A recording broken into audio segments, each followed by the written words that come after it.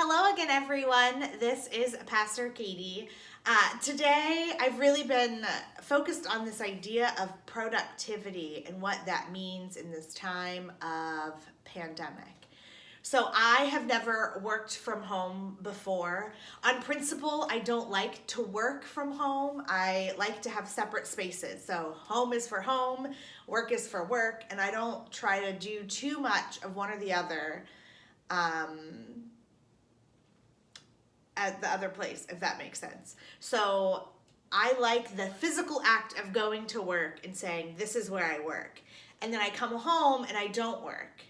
That's why I don't have an office at home, is because I don't want to encourage myself to work at home. I want home to be the place where I rest, and work is the place that I work. And not that those lines don't ever get blurry, because obviously a lot of us are answering emails and doing work stuff from home, but it feels different. So I like having a designated space for work, and that's not life anymore. So my designated space for work has been the couch or I work a lot from my piano now. I use my piano as a desk.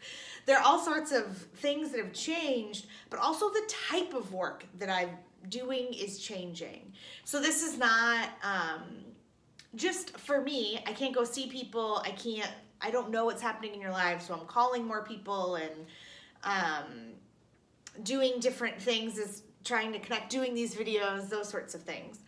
But I was talking to one of my friends yesterday who is trying to work from home but has a 4-year-old, and how difficult it is to work from home and to actually be productive when you've got kids at home. So for some people, they don't have childcare, and they're still being asked to work from home. And so they're trying to balance like homeschooling, making sure that their kids are doing something and staying on a routine and a schedule, but also they have to stay on a routine and schedule. One of my other pastor friends said that they are now writing sermons from 9 p.m. till 3 a.m. Like that is their time that they're able to do the work that they need to do, because it's after the kid goes to bed. And so they just stay up all night, and that's when they're able to work. And I'm like, this is crazy. How much our lives have shifted. But I also think what's shifted is what it means to be productive also has to shift.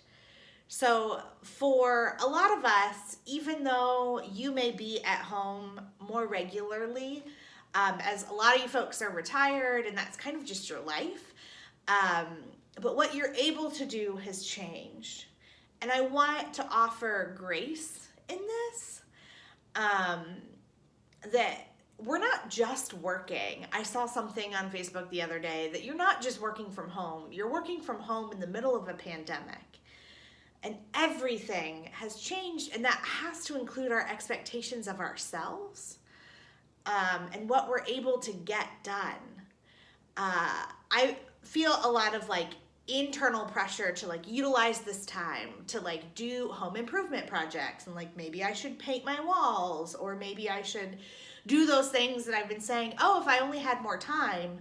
But those things become increasingly more and more stressful and less likely to happen because I'm not ready, or I don't have the energy to do them. And I think that that's okay.